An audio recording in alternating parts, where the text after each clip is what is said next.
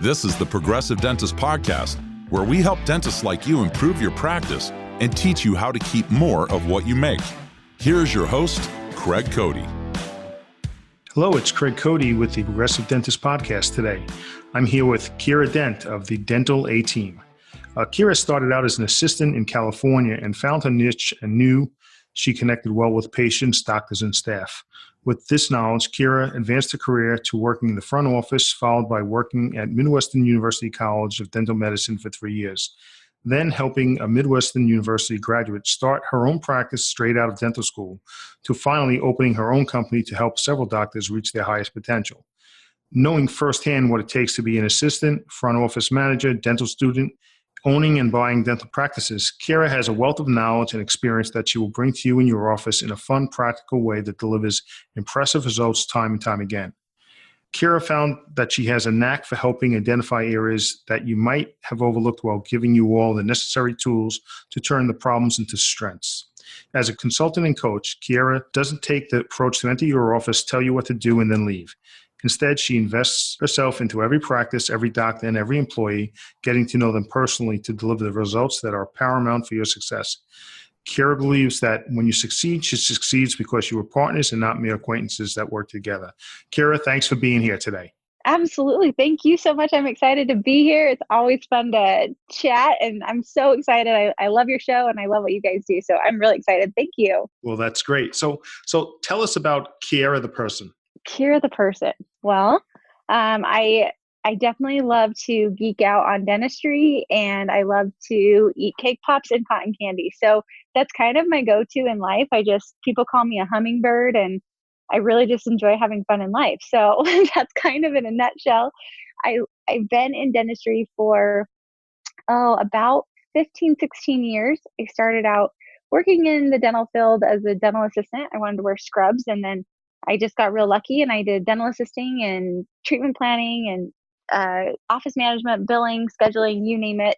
I ended up working at Midwestern University's dental college for 3 years. I worked in the dental college, and then I went with one of the students and we started up a practice in Colorado. It was super successful. We took it from $500,000 to $2.4 million in about 9 months, and we bought our second location. And now they're 3 years out there, 7 practices all together in Colorado. I worked there for quite a while, and then I sold out my ownership of the company. I decided I got tired of commuting back and forth between Reno and Colorado, and then I decided to start my own consulting company for dentists because knowing all the students at Midwestern, I wanted to be a resource and an advocate for them to help them out, help them just be a resource for them. And I didn't know if it was just a fluke in Colorado that we were super successful, or if there were some patterns and themes that I could pass along. So I ended up coaching one of my friends. I pretty much begged him to let me go into his office and just play around in his office. And we were able to add 50,000. He was doing about 70,000 on average. And we added 50,000 to his books the first month I worked with him. And that caught the eye of Mark Costas with the Dental Success Institute. And from there, I feel like the rest is kind of history. Mark and I met and we became partners. So I coach his clients in DSI plus my own clients. We have about 180 coaching clients across the nation.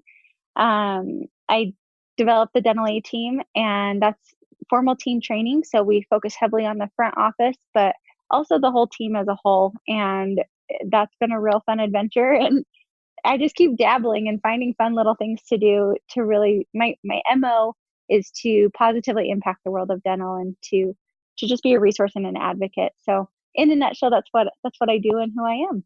Well, that sounds like you've definitely had a major impact. And I'm a numbers guy and I'm a big ROI guy. And 70,000 to 50,000 a month, that's some ROI.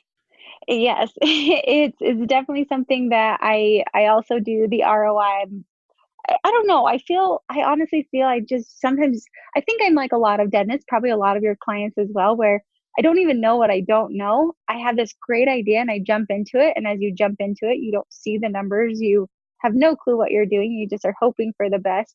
But the ROI piece is something I'm very proactive about making sure that my clients receive that. I definitely do not charge that much for my services, but I really do love seeing high numbers. I like to throw up big numbers. I had a client this last year just in 1 year of working together, they netted $1 million, and they're in a 6-op practice, very small practice, and they only work 4 days a week, and they're on massive PPO.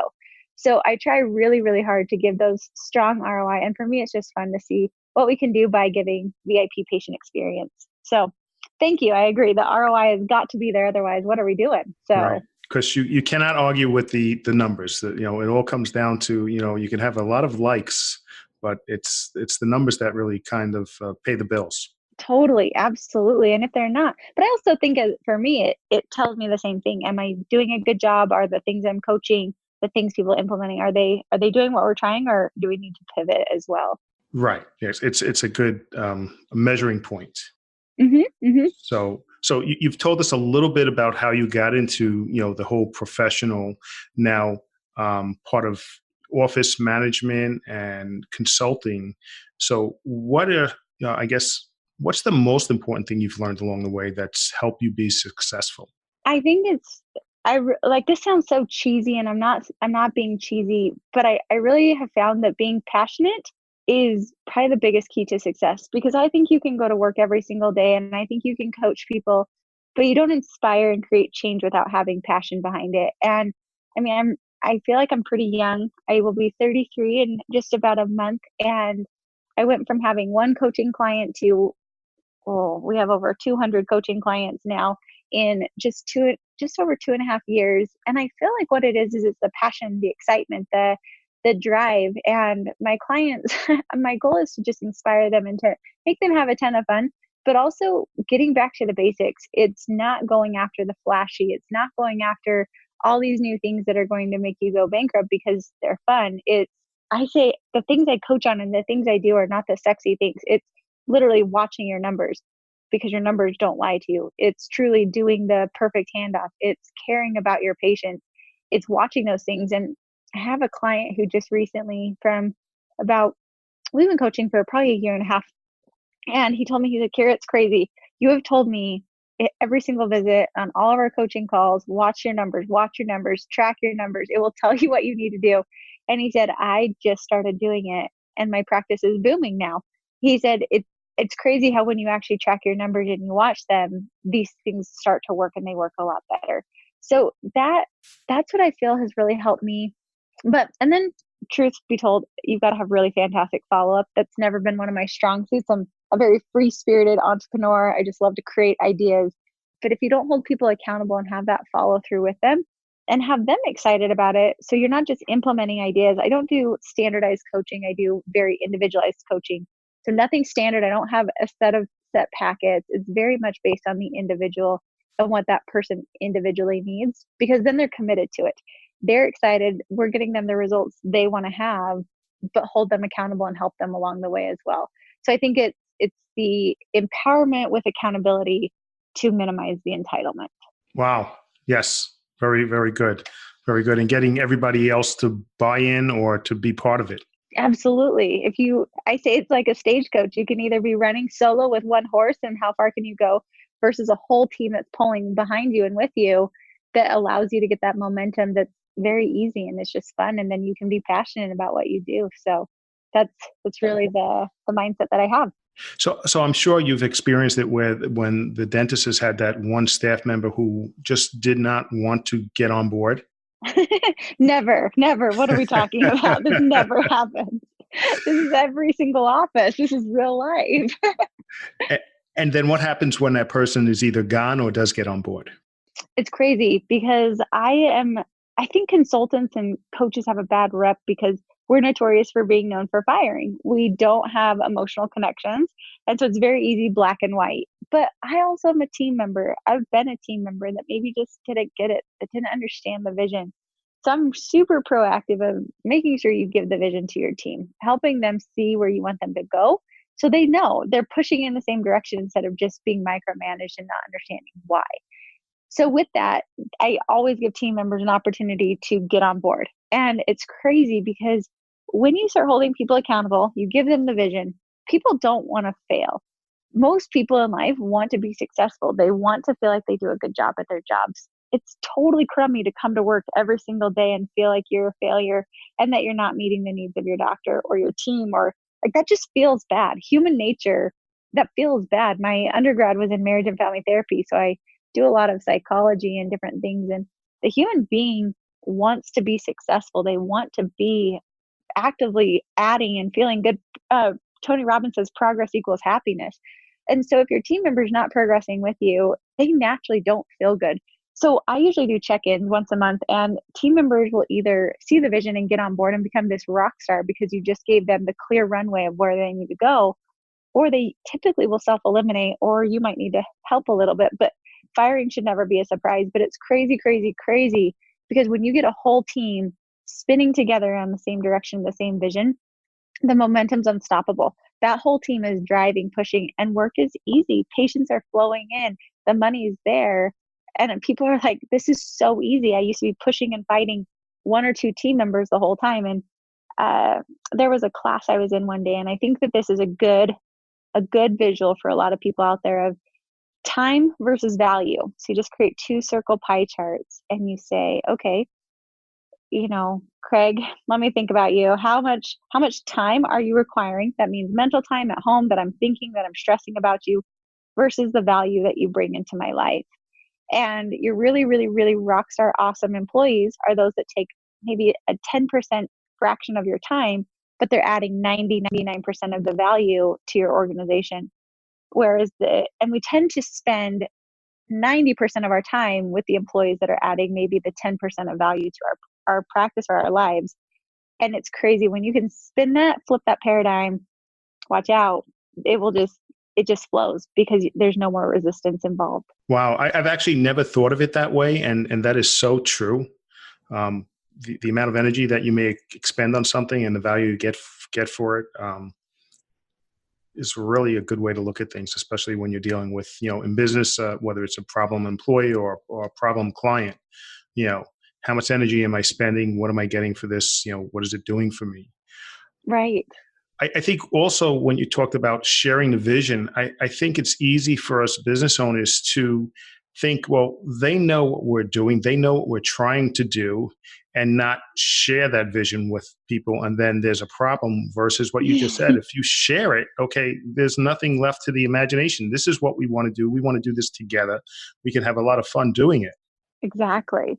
And I will tell you, team members don't know your vision, doctors and business owners. They don't know. And yet we think we tell them all the time because we're creating and we're dreaming these things up. And obviously people understand.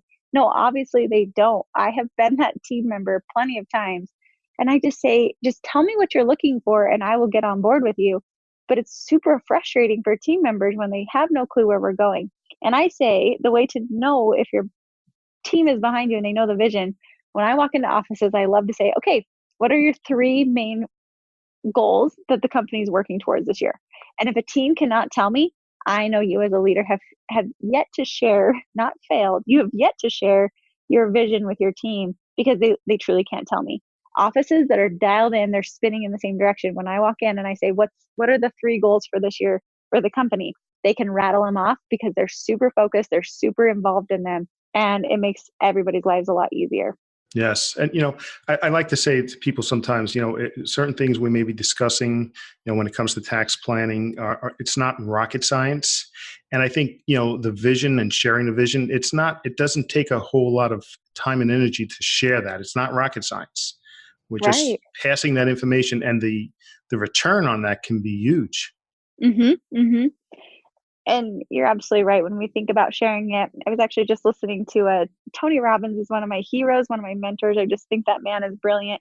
He was talking about why time management or different things are hard for us. And he said, when people want to go work out, they list off the 3,000 steps it takes to get there versus when you say, what are we going to eat or how do you cook food? They just say, you just do it.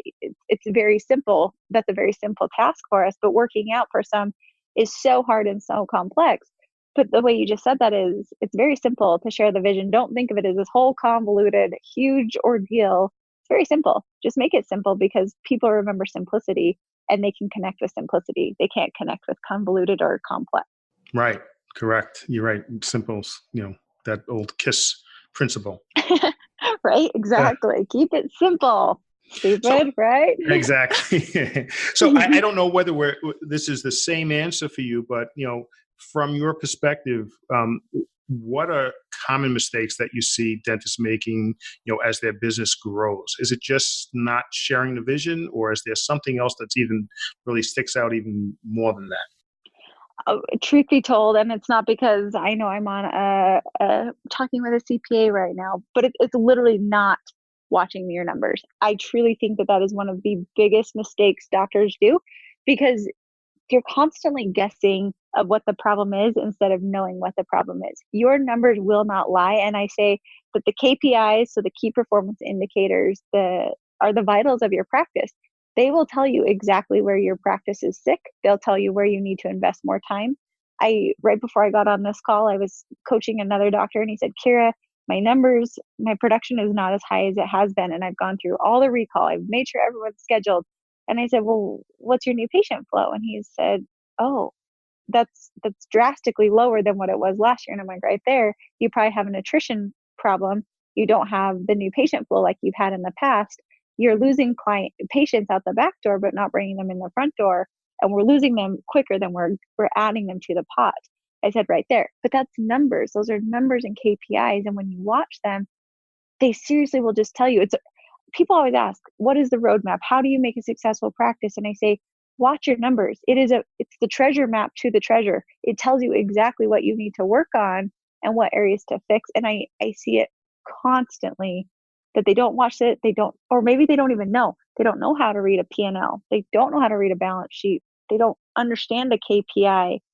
Those pieces, if you don't understand that and have a strong knowledge behind it, that is the easiest and fastest way to waste time, effort, and energy, and to not be as successful as you could be. Yes, you're a walking advertisement for what I do. You're welcome. That wasn't planned. That's just truth. That is just truth. No, you're right. I mean, you having good numbers, okay, allows you to make good decisions. Having bad numbers allows you to make lucky decisions. So, and those decisions can have tremendous ROI consequences. So they really can. So being our mentor here, okay, what other than numbers, what one or two strategies would you recommend to dentists who want to enhance their practices? If they want to enhance their practice, I would say two other good strategies beyond knowing your numbers. Numbers tie to a lot of different things. So I'm going to just keep going on that path. But I would say getting strong KPIs, but having your team understand those KPIs. And we talk about it a lot it's truly 3 KPIs per position that they can really sink their teeth into, and they understand how they themselves can impact that KPI and grow the practice. So for example, a treatment coordinator tracking their treatment case acceptance. This does not happen in very many practices. Only my very sophisticated practices actually track every single treatment plan.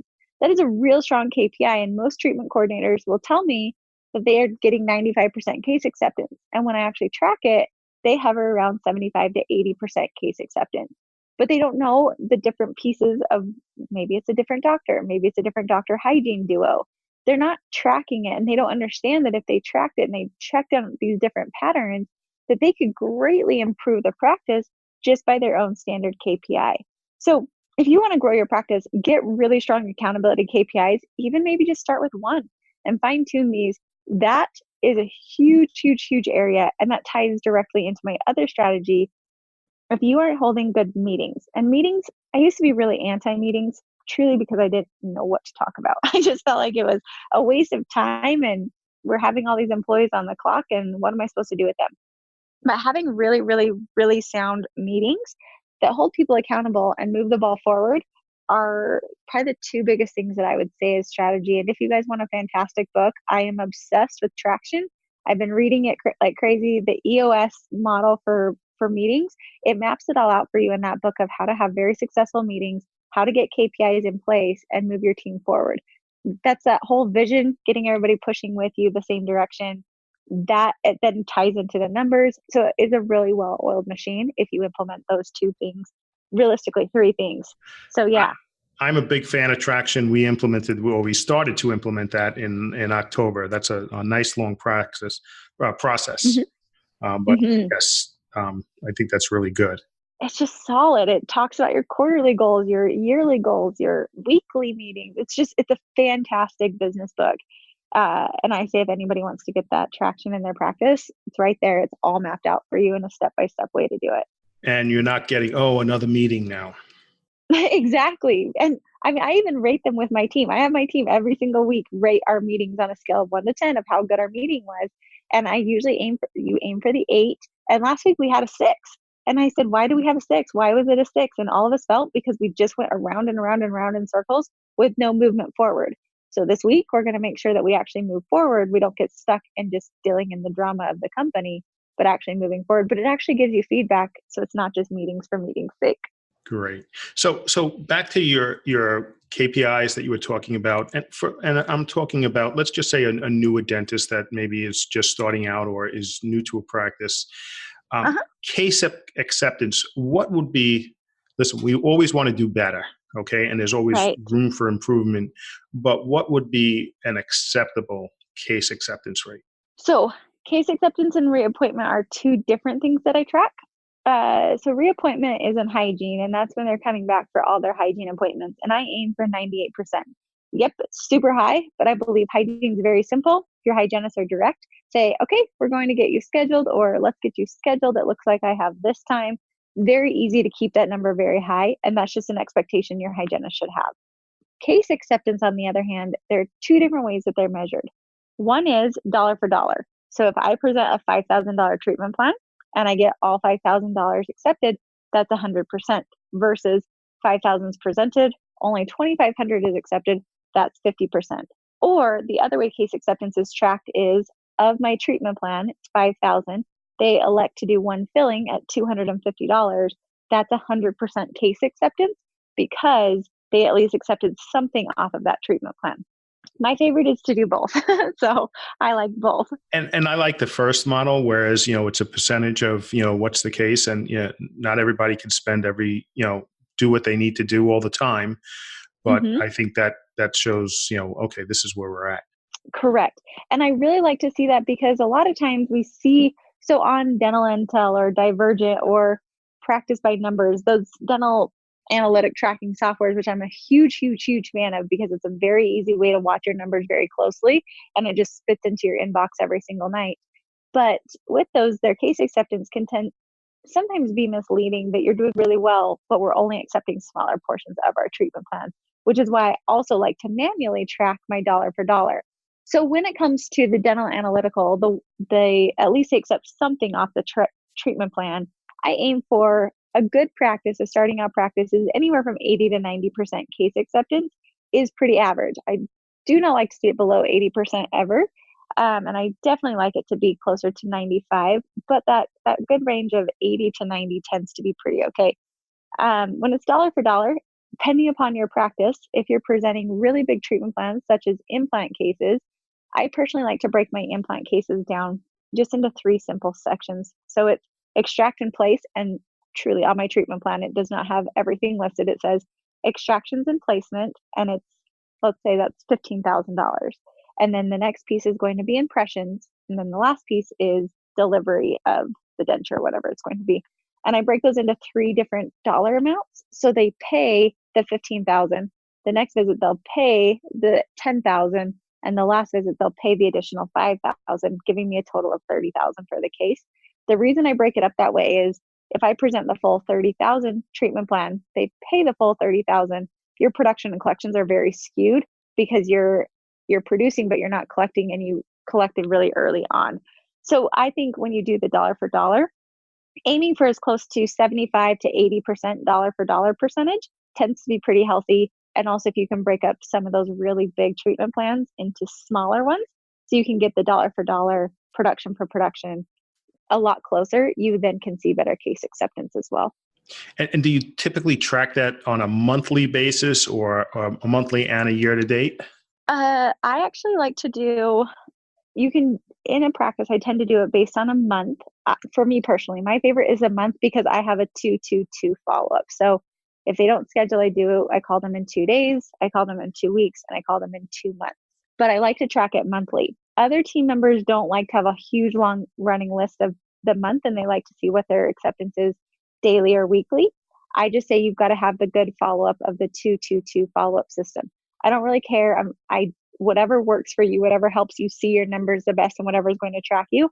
But I definitely like to, at a minimum, track this on a weekly basis and then track it on a monthly basis as well, to make sure that every week and every month we are staying within the realm that we're looking for. Excellent. Excellent. So Sorry, I am going to that's back okay. up on that just a smidge. I will say I do it on the daily, because every morning huddle, I have our teams talk about what our case acceptance is. And we write on our whiteboard, out of our 90 or 95% case acceptance goal, what we did the day before. Because when the whole team sees their number drop or go above, everybody's working together on that case acceptance. It's a whole team process for case acceptance. So I really love the whole team focus on that every single morning huddle to help improve that case acceptance number. Very good. More information. So now tell us about a time-saving tips that any of us can use in business. A time-saving tip that anybody could use in business. I would say something for me that I have found is, gosh, I feel like I'm just repeating myself a little bit and I apologize, but it's having strong KPIs that are delivered on a set date. You as the business owner needing to go and find all this information and data is a lot of work. And also it's not keeping the rest of your team accountable. So for my team personally, I don't work in a dental office. I have a consulting company. I have the Dental A-Team company. I have a Women Dentist Connect company. I have a few other companies. We've got the podcast company. And I have set leads over every single company. And that lead is responsible for X amount of KPIs. All of them are numbers driven, that they report to me every single week on Friday. That is probably one of the biggest time-saving tips I could ever tell you, because it helps me get everything delivered right into my inbox. It comes from all my different leads. It helps keep all of them accountable to know what they're looking for, what I'm looking for, and it's just delivered right into my inbox. So that has saved me exponential amounts of time. And then the other thing is to have a really solid bookkeeper. That's another time save tip that can just help you see your numbers in a much faster way. And then my last one is, this is just silly, but I love it. It saves me tons of time. It's called Boomerang on Gmail. And it's an app that you can add to your Gmail account. And what it allows me to do is have recurring emails. So if I've got clients I need to follow up on, or team members that I want to keep holding accountable, I can set recurring messages. So every single Friday it goes out to all these people of, please don't forget to send in your KPIs, or it can be a reminder for myself to check in to make sure all KPIs came in. I can also, if an email comes to me and I'm not ready to respond to it, or like, for example, this podcast today, I had that boomerang back to me this morning so I could prepare and be ready for it. Even though you and I had set it up a while ago, Boomerang has saved me so much time in my life, because it takes away the stress and the worry of trying to remember everything all the time. And it allows me to just organize and filter my life out a lot faster. That's great. That's great. So from a skills perspective, is there a critical skill that you focused on to, fine tune, improve, that's had a big impact on what you do every day? Truth be told, it's the follow-up. Like I mentioned at the very beginning, somebody told me when I first started consulting, they said, Kiera, having really fantastic follow-up with your clients is what will make or break you as a consultant. And then I had a coach, and she told me, Kiera, in a world where we are so accustomed to people making promises that they don't keep, if you are a person that owns your word, even in the small things, that will set you apart and will have you be a better leader. You can hold people more accountable, and you also develop a relationship with your words where you don't promise and get yourself in a sticky spot as often as you would when you're casual with your words. So I'm definitely not perfect at it by any stretch, but I feel having that where people can count on you. So if you say, I will be on this call at 10 a.m. and you show up at 10:03, you didn't own your word.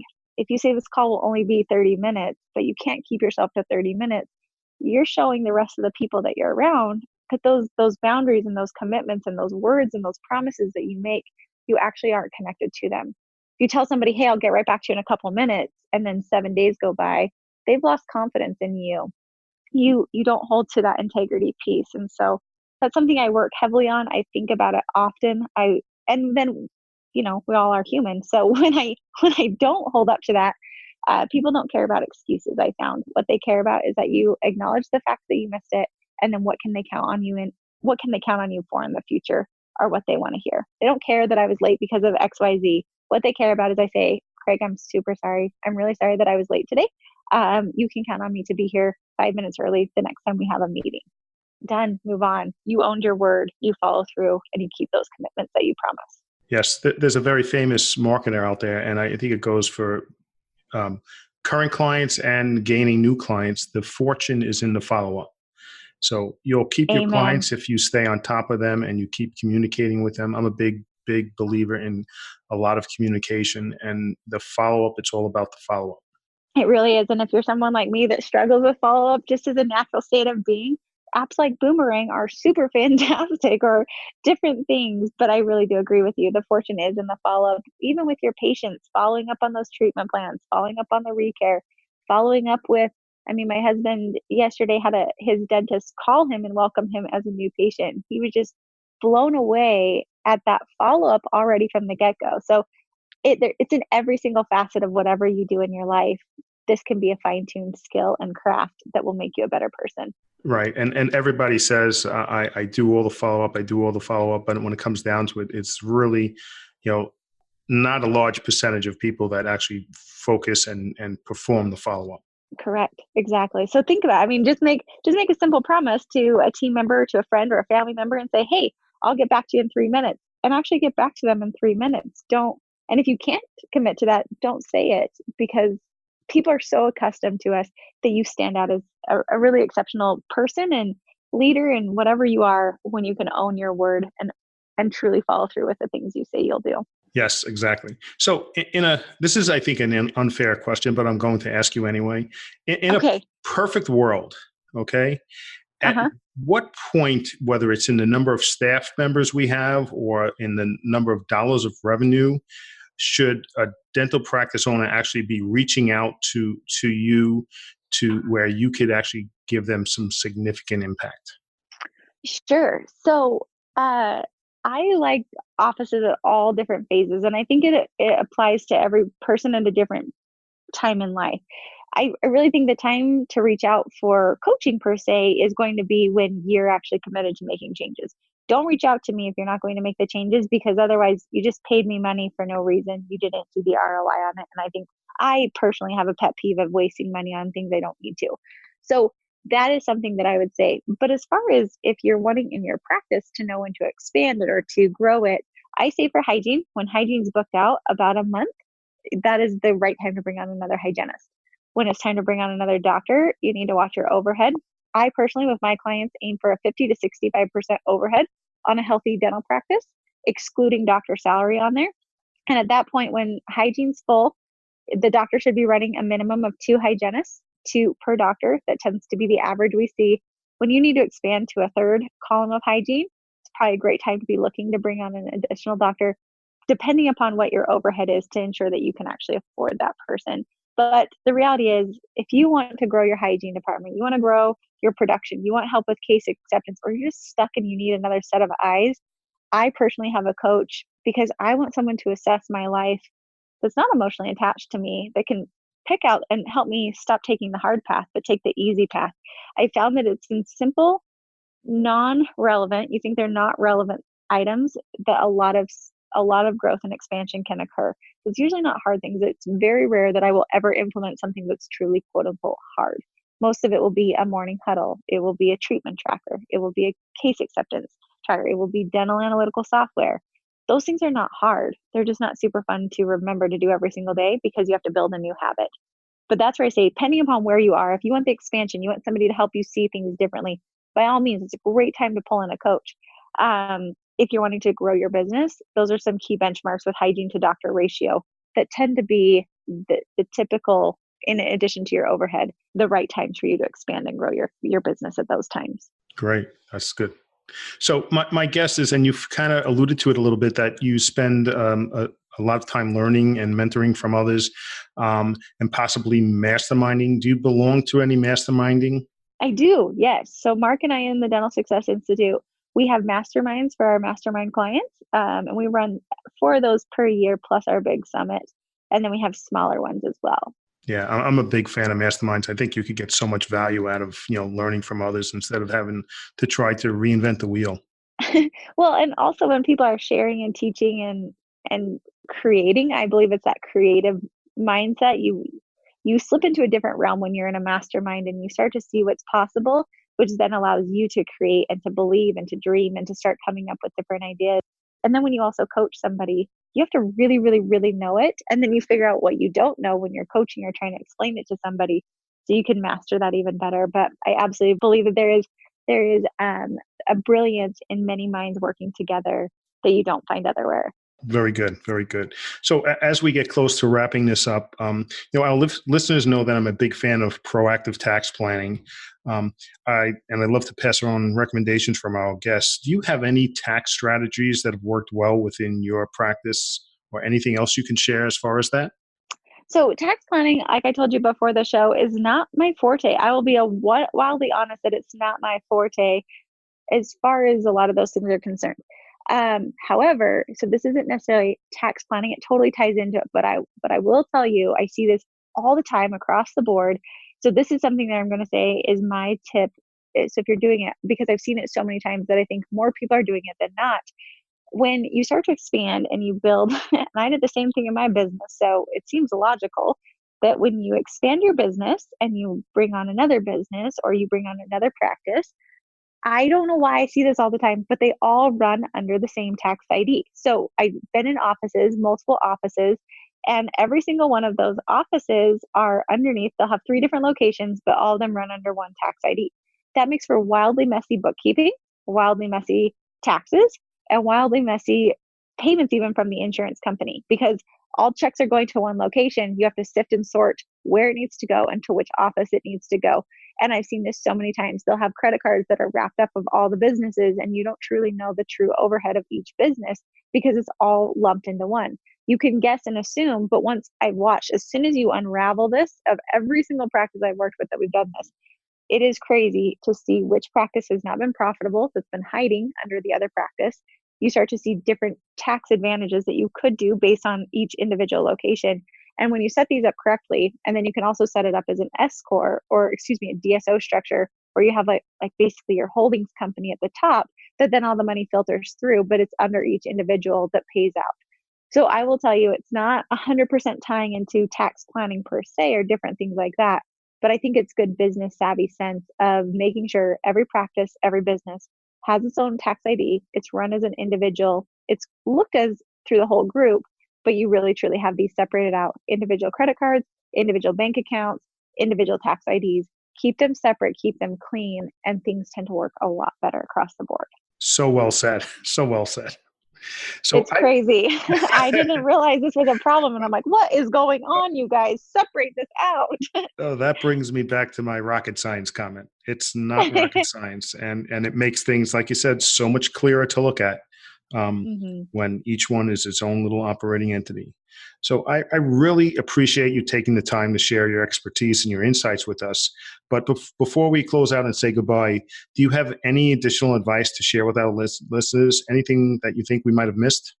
I really feel we were super thorough. I think my closing thoughts on these are: don't forget why you're in the job that you're in.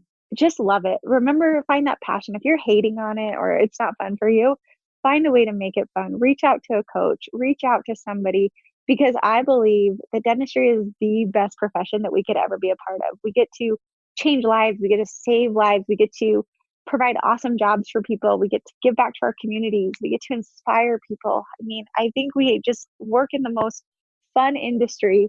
And I try to remind people every day, don't forget why you're here. It is so much fun. And if it's not fun, figure out those pieces that are making it super headache. Usually they're pretty small and there's usually a pretty simple fix. We just choose not to look at it. We want to let that sliver stay in our skin and keep digging in deeper and deeper instead of just getting rid of it. But don't forget that you're in dentistry because you absolutely love it. And we are just so dang blessed to be a part of it. And I just hope everybody has that passion. This sparks them, it reignites that passion and that excitement for them, because I feel we are just beyond lucky to be a part of this profession. You're so right, you are. So now tell us, what is the best way for our listeners to connect with you? Absolutely. If you want to get in touch with me, I was real smart, like every business owner out there. And you think it's great when you build a business to name it after yourself, but I forget that I have a really terrible name that's hard to spell. So if anyone wants to get in touch with me, Kiera's Dental Consulting. So Kiera at Kiera's Dental Consulting, and that's Kiera. Kiera at kierasdentalconsulting.com. Or if you're interested in teams, you want help with your teams, you're interested in any of our team products, info at thedentalateam.com for the team side of it. So either way, it'll come to me. I'm happy to help out. Questions, thoughts, anything you have. I love when people reach out and just ask, because that's what I'm here for, and it makes my life really fun. Well, that's great. Thank you so much for being with us today, and I really appreciate all that insight that you had to share with us. Absolutely. Thank you so much for having me. I really, really appreciate the opportunity. It was a pleasure. Thank you. Thank you. Thank you for tuning into this episode of the Progressive Dentist Podcast. We would greatly appreciate it if you left us a rating and review of the podcast so we can continue to help you and other dentists. Be sure to go to theprogressivedentist.com to learn more and make sure that you keep more of what you make.